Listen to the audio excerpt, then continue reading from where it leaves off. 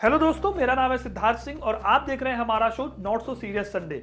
यहाँ हम करते हैं हफ्ते भर की बात बहुत सारी बकवासों के साथ। इस हफ्ते अगर कोई एक बड़ी हाईलाइट रही तो वो कोई इंसान नहीं बल्कि ये घर था, क्योंकि जिनका ये घर है उन्होंने कसम खाई थी कि कितने ही बड़े हो जाएं लेकिन कभी वीआईपी कल्चर को प्रमोट नहीं करेंगे। जी हाँ, ये घर है none other than Delhi CM mister Arvind Kejriwal का, जिन्होंने इसके रेनोवेशन में पूरे 45 करोड़ रुपए खर्च किए हैं। एक रिपोर्ट में इस घर के रेनोवेशन का खुलासा हुआ है और इसमें बताया गया है कि कैसे फ्लोर के मार्बल से लेकर पर्दों तक पर लाखों और करोड़ों रुपए खर्च किए गए। मतलब केजरीवाल का घर इस टाइम पर अंबानी के एंटीलिया से भी ज्यादा न्यूज बटोर रहा है, क्योंकि जब केजरीवाल कुछ नहीं थे तब वो बड़ी बड़ी बातें करते थे कि वो सरकार बनाने के बाद सिर्फ 2 कमरों के घर में रहेंगे।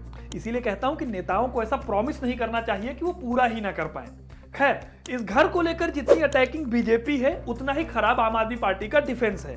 अब पार्टी कह रही है कि यह घर 80 साल पुराना था और इसे रेनोवेशन की जरूरत थी। चलो, रेनोवेशन की बात समझ में आती है, लेकिन 8 लाख के पर्दे कौन लगाता है? अब आम आदमी पार्टी शिवराज सिंह के घर से लेकर पीएम मोदी के घर तक से इस चीज को कंपेयर कर रही है, जहां पर करोड़ों रुपए खर्च हुए थे घर बनाने के लिए। पता नहीं ऐसे डेंजरस सिचुएशन में मैं ऑटोमेटिकली आगे कैसे आ जाता हूँ। देखो, उनकी बात सही है, लेकिन सबसे पहले आगे कौन आया था वीआईपी कल्चर छोड़ने के दावे को लेकर? अब केजरीवाल को शायद समझ में आ गया है कि इंडिया में नेता नगरी में अगर रहना है तो डेवलपमेंट करने से ज्यादा भौकाल टाइट करना जरूरी है, क्योंकि यहाँ आपको 24 में से 6 घंटे इलेक्ट्रिसिटी भले ना मिले, लेकिन हर गली को रिप्रेजेंट करने वाले छुटभइये नेता जरूर मिल जाएंगे। खैर, बढ़ते हैं अगली खबर की तरफ। अगर आपको लगता है कि इंडिया में मारवाड़ियों से ज्यादा अच्छा कोई बिजनेस नहीं कर सकता तो एलन मस्क इसका एक एक्सेप्शन हो सकते हैं, क्योंकि इन्होंने हर छोटी से बड़ी चीज से पैसा कमाने की स्कीम सोच रखी है। पिछले हफ्ते ट्विटर से कई लोगों का ब्लू टिक वापस ले लिया गया था। इसमें सचिन तेंदुलकर, विराट कोहली, शाहरुख खान और अमिताभ बच्चन जैसे लोग शामिल थे। ऐसा इसलिए किया गया क्योंकि इन्होंने इसके पैसे नहीं भरे थे और ये लोग आते थे लेगेसी ब्लू टिक में, जिनको पैसे नहीं भरने होते और ये लोग ट्विटर को ब्लू टिक के साथ चला सकते थे। लेकिन फिर भी इन लोगों का ब्लू टिक वापस कर लिया गया। अब देखो, मस्क मोहल्ले को वो बनिया है जो आज नगद कल उधार वाली टैगलाइन को बहुत ज्यादा सीरियस लेकर चलते हैं। Why, Dada? Why? This is business. मतलब हाल ये था कि सेलिब्रिटीज के बड़े बड़े अकाउंट अपने आप फेक लगने लगे, क्योंकि उनके फैन पेज अकाउंट पर तो ब्लू टिक था लेकिन उनके खुद के अकाउंट पर कोई टिक ही नहीं था। लेकिन इस वीक में इन लोगों के ब्लू टिक वापस कर दिए गए। सीनियर एक्टर और सदी के महानायक अमिताभ बच्चन ने तो बाकायदा ट्वीट करके बताया कि उनके साथ क्या हुआ। बेसिकली बच्चन अपने ट्वीट में ये कहना चाहते थे, वो चूना लगा दिया। अब ट्विटर ये कह रहा है कि उन्होंने ये टिक इसलिए वापस कर दिए क्योंकि इसकी सब्सक्रिप्शन फीस इन्होंने पे कर दी है। लेकिन सोचने वाली बात यह है कि सुशांत सिंह से लेकर लता मंगेशकर और इरफान खान जैसे सेलिब्रिटी जो अब इस दुनिया में नहीं है, उनके टिक भी वापस आ गए हैं। अब इनके अकाउंट को किसने वेरीफाई किया, इसको लेकर ट्विटर पे ही लोग ट्विटर को झाड़ रहे हैं। खैर, अब बढ़ते हैं हफ्ते की बड़ी खबरों की तरफ। इसमें पहली खबर है बिहार से। देखो, यूपी में विकास दुबे की गाड़ी पलट गई, बाहुबली अतीक अहमद का मर्डर हो गया और असद का एनकाउंटर हो गया। लेकिन बिहार में सिचुएशन थोड़ी अलग है। यहाँ पर एक बाहुबली है आनंद मोहन, इनके ऊपर चार्ज है एक ऑन ड्यूटी डीएम के मर्डर का। 1994 में इन्होंने गोपालगंज के डीएम जी कृष्णैया का मर्डर कर दिया था और उन्हें इसके लिए मौत की सजा सुनाई गई थी, लेकिन बाद में उनकी सजा को कम करके आजीवन कारावास की सजा में बदल दिया गया था। लेकिन अभी बिहार गवर्नमेंट ने अपने एक्ट में चेंज किया है और 16 साल की सजा काटने के बाद आनंद को जेल से बाहर निकाल लिया है। अब देखो, अगले साल होने वाले हैं लोकसभा इलेक्शन और तेजस्वी यादव की आरजेडी राजपूतों का सपोर्ट अपनी तरफ करना चाहती है, इसीलिए आनंद जैसे बाहुबली को बाहर निकालना उनके लिए जरूरी हो गया। वैसे भी नीतीश कुमार को लग रहा होगा कि बीजेपी से गठबंधन ना टूटता तो शायद जितनी इंपॉर्टेंस इस न्यूज को मिल रही है उतनी ना मिलती। तू समझा? हाँ। नहीं, तू समझा नहीं। अगली खबर सुप्रीम कोर्ट से निकल कर आती है, क्योंकि पिछले कुछ दिनों से सेम सेक्स मैरिज को लेकर सुप्रीम कोर्ट में केस चल रहा है। देखो, हमारे देश में सेम सेक्स रिलेशनशिप तो अलाउड है, लेकिन इनकी शादी लीगल नहीं है और अब इसे लेकर ही ये बात चल रही है कि सेम सेक्स मैरिज को लीगल स्टेटस दिया जाए। अभी सुप्रीम कोर्ट में जो बहस चल रही है उसमें सबसे कंट्रोवर्शियल पॉइंट सेंटर का जो आया है वो ये है कि गे मैरिज एक एलीट कॉन्सेप्ट है। इस बात को कोर्ट में इतनी बार बोला गया कि कोर्ट ने कह दिया कि ये बात ठीक नहीं है और ये थ्योरी प्रेजुडिस से भरी हुई है। अब इतने दिनों से मामला चल रहा है तो चलो इसको शॉर्टकट में समझा ही देते हैं। देखो, गे मैरिज को लेकर अभी 3 तरह से लोग सोच रहे हैं। पहले वो है जिन्हें लगता है कि इससे हमारे देश का जो सोशल स्ट्रक्चर है उसमें काफी ज्यादा चेंजेस आएंगे और हमारे कल्चर पर फर्क पड़ेगा। इस तरह की बातें अभी कोर्ट में सेंट्रल गवर्नमेंट कर रही है और जाहिर सी बात है इसको बहुत सारे लोग सपोर्ट भी कर रहे हैं। दूसरे वो लोग हैं जिन्हें लगता है कि LGBT+ कम्युनिटी को उनके राइट्स मिलने चाहिए और उन्हें भी वैसे ही शादी करने का राइट मिलना चाहिए जैसे कि हेटेरोजेनस कपल्स को मिलता है। और कोर्ट में इसी ग्रुप ने PIL डाली है जो हिस्ट्री के हर एक टाइम पीरियड से गे रिलेशनशिप को निकालकर सामने रख रहे हैं। अब आप सोच रहे होंगे कि तीसरा ग्रुप कौन सा है, तो तीसरे वो लोग हैं जिन्हें इन दोनों से घंटा फर्क नहीं पड़ता। वो सुबह उठते हैं, पहले इंस्टा चलाते हैं, फिर ट्विटर पर इनको गाली देते हैं, उनको गाली देते हैं और फिर सो जाते हैं। कोई बात नहीं, आगे बढ़ते हैं और चलते हैं छत्तीसगढ़ की तरफ, जहां इस हफ्ते एक ट्रेजिक इंसिडेंट हो गया। यहाँ एक सेंसिटिव डिस्ट्रिक्ट है दंतेवाड़ा, जहां पर नक्सलियों ने जवानों पर अटैक कर दिया। इस अटैक में 10 जवान शहीद हो गए। जिन जवानों पर यह अटैक हुआ वो एक सर्च ऑपरेशन से वापस आ रहे थे, लेकिन वापस आते टाइम पर उन पर हमला हुआ जिसमें उन्हें संभलने का टाइम नहीं मिला।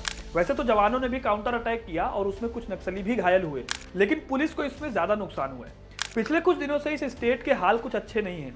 काफी टाइम से जो नक्सली ज्यादा कुछ नहीं कर रहे थे वो अब एक्टिव हो गए हैं। इन्होंने बस्तर में टैक्टिकल काउंटर ऑफेंसिव कैंपेन चला रखा है जिसमें ये अचानक बड़े अटैक्स करते हैं। अभी कुछ दिन पहले ही कांग्रेस के एक MLA पर भी अटैक हुआ था और उसके बाद एक प्रेस नोट के जरिए नक्सलियों ने यह कैंपेन चलाने की बात कही थी। बढ़ते हैं अपनी अगली खबर की तरफ। इंडिया में क्रिकेट के अलावा किसी और स्पोर्ट्स की वैसे भी बहुत ज्यादा इज्जत नहीं होती। इसी वजह से पेरेंट्स अपने बच्चों को स्पोर्ट्स में तो डालना चाहते हैं, लेकिन क्रिकेट के अलावा कुछ और नहीं खिलाना चाहते। और अभी जो घटना सामने आ रही है उसके बाद तो शायद कोई भी पेरेंट अपने बच्चों को आगे बढ़ने ही नहीं देगा।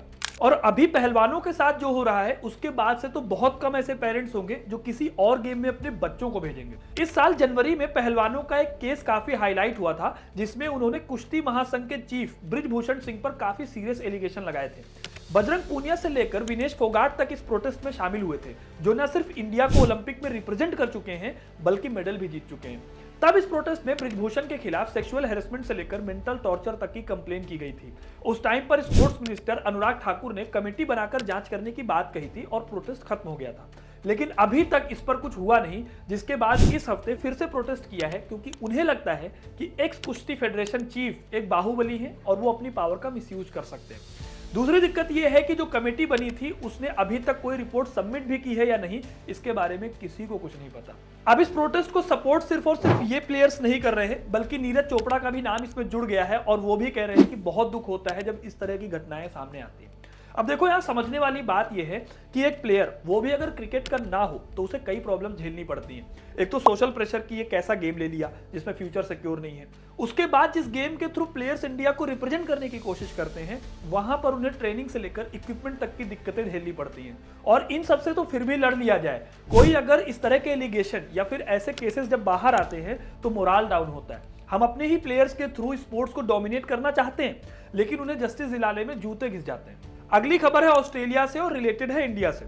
देखो क्रिकेट की फील्ड में ऑस्ट्रेलिया कितनी ही स्लेजिंग कर ले, लेकिन उन्हें भी अच्छे से पता है कि क्रिकेट के गॉड सचिन तेंदुलकर हैं और इंडस्ट्रीज के गॉड रतन टाटा है। इसीलिए ऑस्ट्रेलिया ने अपना सबसे बड़ा सिटीजन अवार्ड रतन टाटा को दिया है। हाँ, जैसे हमारे यहाँ भारत रत्न होता है वैसे ही उनके यहाँ पर ऑर्डर ऑफ ऑस्ट्रेलिया नाम से अवार्ड होता है। और देखा जाए तो ये हमारे लिए काफी प्राउड मोमेंट है क्योंकि अंबानी और अडानी ने पैसा चाहे जितना कमाया हो, अपनी सिंप्लिसिटी से सबको इंप्रेस करने में रतन टाटा सर का कोई जवाब नहीं है। आपने इनकी ये वाली स्टोरी खूब सुनी होगी कि ये पहले फोर्ड के पास अपनी कार बेचने गए थे तो फोर्ड के मालिक ने इन्हें बिजनेस सीखने की बात कही थी। बाद में जब फोर्ड के बिकने की नौबत आई तो इन्होंने फोर्ड को खरीदा भी और उसके ओनर को कोई फ्लेक्स नहीं किया। अगली खबर जुड़ी हुई है मुकेश अंबानी से। मुकेश अंबानी कई बार ऐसा काम कर देते हैं कि मैं सोचने लगता हूं कि काश मेरे नाम में भी अंबानी होता। मुकेश अंबानी ने अभी अपने एक एम्प्लॉय को गिफ्ट दिया है, वो भी पूरे 1500 करोड़ का, और ये गिफ्ट एक आलीशान घर है जिसका नाम है वृंदावन। यह है मनोज मोदी जिन्हें अंबानी फैमिली से रिसेंटली 1.7 लाख स्क्वायर फुट का घर दिया है। हमारे लिए तो इतना बड़ा घर थोड़ी होता, हमारे यहाँ तो इसको जिल्ला बोलते हैं। अब जिन्हें ये गिफ्ट मिला है उनका नाम है मनोज मोदी और ये अभी रिलायंस रिटेल और रिलायंस जियो में डायरेक्टर की पोस्ट पर काम कर रहे हैं। मनोज को अंबानी का राइट हैंड माना जाता है क्योंकि ये 1980 से कंपनी के साथ काम कर रहे हैं। कुछ लोग तो ये भी कहते हैं कि मुकेश अंबानी की हर डील में इनका बहुत बड़ा रोल होता है और एक बार इन्होंने एक ही डील से मुकेश अंबानी को 14,000 करोड़ का फायदा कराया था। चलो ये सब तो ठीक है, लेकिन आप हमें ये पता करके बताओ कि अगर कोई अंबानी जी के राइट हैंड की जगह नाक, कान या गला बन जाए तो उसको कितने रुपए का गिफ्ट मिलेगा। खैर, अब बढ़ते हैं हफ्ते की सबसे बकवास खबरों की तरफ। देखो, औरतों से 3 चीजों पर बहस मत करना, उनकी एज, उनका मेकअप और उनकी साड़ी। साड़ी लिस्ट में नई एंट्री है क्योंकि बेंगलोर में साड़ी को लेकर जो बवाल मचा उसे देखने के बाद पिछले साल का ये वाला युद्ध पीछे छूट जाएगा। अब हुआ ये कि यहाँ पर एक मैसूर साड़ी सेंटर है जहां पर सिल्क साड़ी की सेल लगी हुई थी। यहाँ दो महिलाओं को एक ही साड़ी पसंद आ गई और फिर दोनों में हो गई छीना झपटी। अब ये वीडियो वायरल हो गया और लोग कहने लगे कि भाई शांत कलाधारी भीम शांत। उदयपुर में एक ऐसा कांड हुआ है कि आपको पुलिस पर रहम आ जाएगी।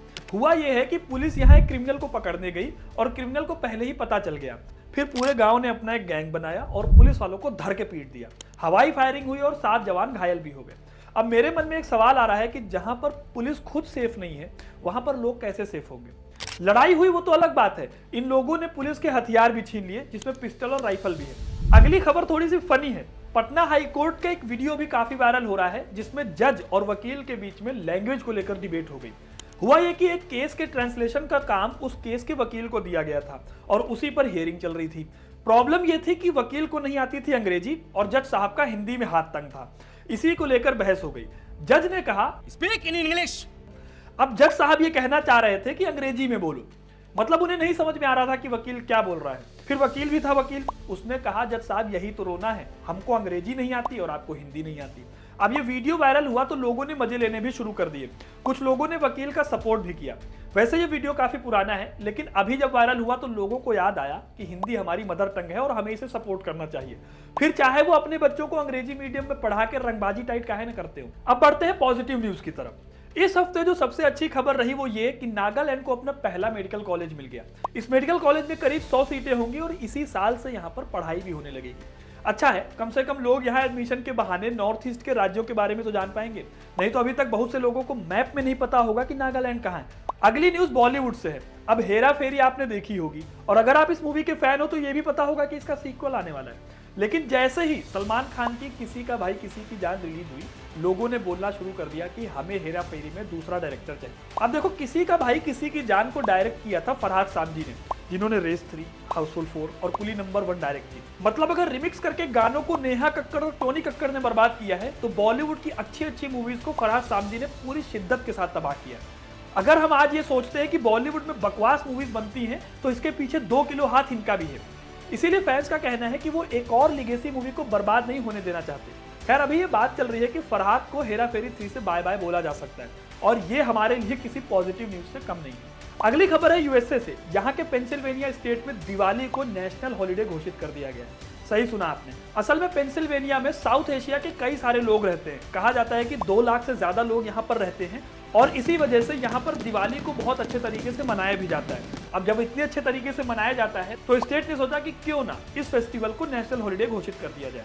देखो, एक बात तो तय है कि इंडिया की इंपॉर्टेंस वर्ल्ड वाइड बढ़ती जा रही है। यूएसए में इंपॉर्टेंस इसलिए भी बढ़ रही है क्योंकि यही लोग आगे चलकर यूएसए का एक बहुत बड़ा वोट बैंक होंगे और इसी वजह से ट्रंप भी मोदी के साथ हाथ मिलाने की कोशिश करते हैं ताकि वो ये दिखा सके कि वो हिंदू सपोर्टर भी हैं, यानी कि वो इंडियंस को अमेरिका में सपोर्ट करते हैं। तो ये रही हफ्ते भर की सारी सुर्खियां और सारी खबरें। आपको इनमें से कौन सी खबर सबसे अच्छी लगी हमें कमेंट करके जरूर बताइए।